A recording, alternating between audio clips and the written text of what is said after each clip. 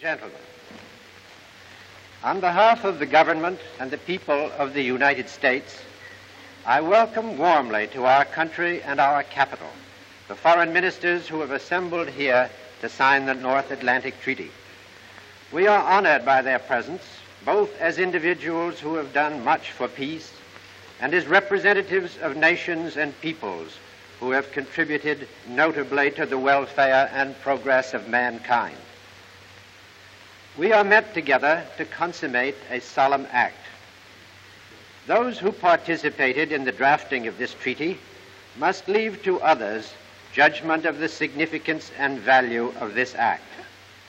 They cannot appraise the achievement, but they can and should declare the purposes of their minds and hearts. Purpose, like the purpose of those who chart the stars, not to create what they record, set down realities for the guidance of men, whether well or ill disposed. For those who seek peace, it is a guide to refuge and strength, a very present help in trouble. For those who set their feet upon the path of aggression, it is a warning that if it must needs be that offenses come, then woe unto them by whom the offense cometh. For the reality which from this act taken here today will flow increasing good for all peoples. From this joining of many wills in one purpose will come new inspiration for the future.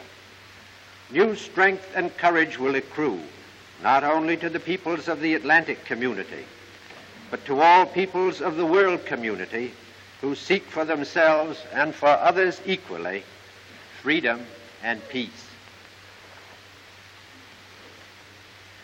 My colleagues, the foreign ministers who will sign this treaty, are sharing with me the pleasant duty of speaking on the significance of the occasion which brings us together this afternoon. I consider it a rare privilege to present my distinguished co-workers who have traveled great distances in order to evidence by their presence the solemnity of this occasion. I now have the honor to present the Prime Minister and Minister of Foreign Affairs of Belgium, His Excellency, Monsieur Paul-Henri Spaak. Monsieur Spaak.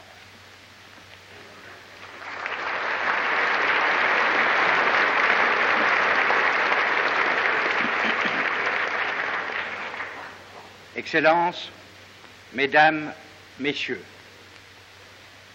en signant le pacte de l'Atlantique d'or, nous allons participer à l'événement politique le plus important survenu depuis la création des Nations Unies. La grande alliance défensive qui va être créée constitue une étape essentielle dans la voie qui mène à la consolidation de la paix. Les peuples ont dès lors le droit de s'en réjouir. Il est de nature, par l'importance des forces qu'il rassemble, à décourager n'importe quel agresseur éventuel et qu'il donne, à l'article 51, celui qui proclame le droit à la légitime défense individuelle et collective, une forme pratique et efficace en dehors de laquelle il n'y a que dérision. Le pacte nouveau est purement défensif. Il n'est dirigé contre personne, il ne menace personne, il ne doit dès lors inquiéter personne, sauf évidemment celui ou ceux qui nourriraient la criminelle idée d'un recours à la guerre.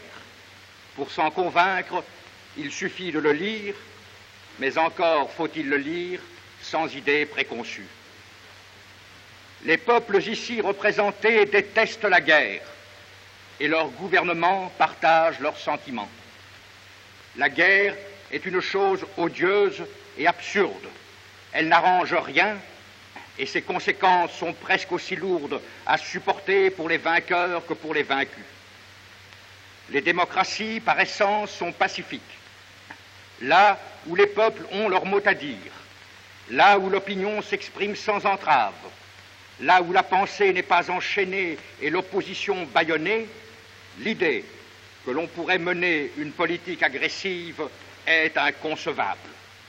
Si le monde entier acceptait et pratiquait les principes démocratiques qui sont les nôtres, il n'y aurait plus de guerre. Mais aussi longtemps qu'il n'en sera pas ainsi, nous avons le droit, nous avons le devoir d'être prudents et d'être prêts.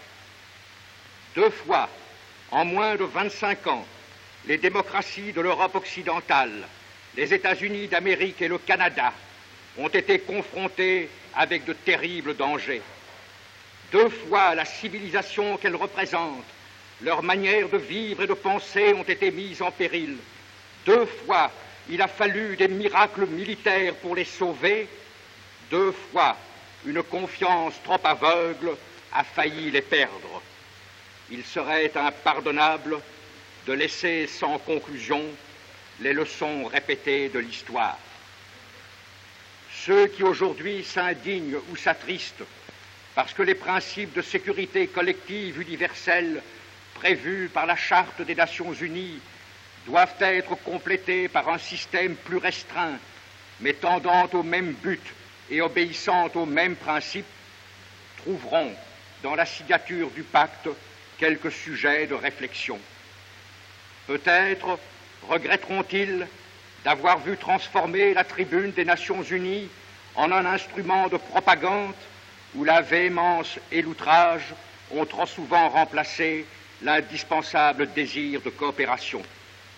Peut-être aussi regretteront-ils que l'abus du droit de veto et le refus de collaboration aient si souvent rendu inefficaces les décisions du Conseil de sécurité ou les recommandations de l'Assemblée. Les Nations Unies restent notre grande espérance. Nous continuons à désirer et à croire qu'un jour, tous les peuples trouveront dans cette organisation universelle leur sécurité et que tous les gouvernements, ayant enfin reconnu la primauté de la loi internationale sur leur propre volonté, feront des Nations Unies l'instrument puissant que nous avons toujours souhaité. Mais en attendant ce jour, personne ne peut nous contester le droit de rassembler et d'organiser dans un coin du monde toutes les forces de ceux qui, ayant définitivement et totalement renoncé à toute idée de guerre agressive, ne veulent pas se trouver un jour sans défense devant une attaque qui pourrait être dirigée contre eux. Le pacte de l'Atlantique Nord est un acte de foi dans le destin de la civilisation occidentale. Basée sur la pratique des libertés civiles et politiques, sur le respect de la personne humaine, elle ne peut pas périr. Le pacte de l'Atlantique Nord met au service de cette civilisation et de la paix le plus puissant moyen de défense qui ait jamais été réalisé. C'est pourquoi, au nom de l'immense majorité du peuple belge, je le signerai tout à l'heure avec confiance et fierté.